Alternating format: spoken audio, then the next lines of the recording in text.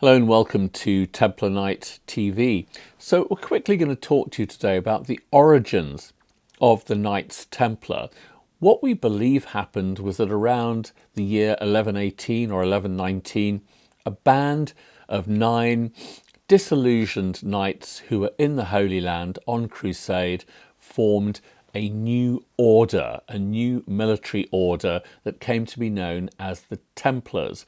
They came to be known as the Templars because the order was based on the Temple Mount in Jerusalem.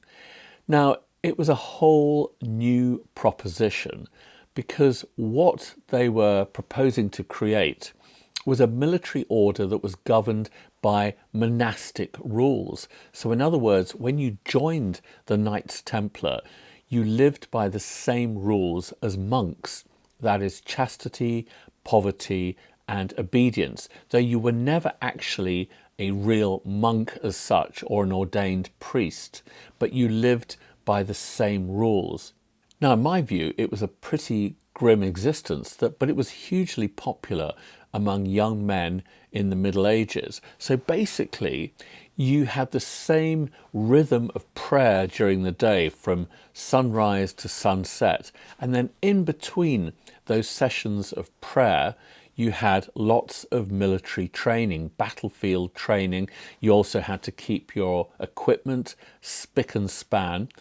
And in addition, you were governed by a very austere rule book, which basically forbade all the fun things that knights did, like gambling, whoring, hunting, etc. You weren't even allowed to gossip, and even communication with your family, with your loved ones, was rigorously controlled. The key attraction of the Knights Templar for the authorities, the Crusader authorities in the Holy Land, was that the Knights Templar remained in place all year round. You see, secular knights, ordinary knights, would go home basically intermittently to look after their family estates, to see their wives and so on.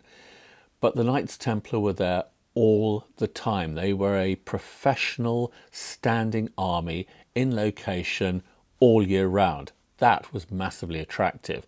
And they were also ideologically committed to the whole project, to the Crusades project. Now, joining the Knights Templar could mean that you were sent to the Holy Land, although you might also be sent down to what is now Spain and Portugal, where there was also another crusade taking place. That was when Spain and Portugal, the southern part of the Iberian Peninsula, was under Muslim rule. Or you might even end up in the Baltic part of Europe, where there was a crusade against Europe's last pagans. Or you might end up being based in a Templar commandery, even where you were close to where you were born. And these commanderies were like agribusinesses. They were rural estates that the Templars ran that generated wealth to fund the Crusades. So you might essentially be a glorified farmer or accountant based in one of the commanderies and never actually see the Holy Land.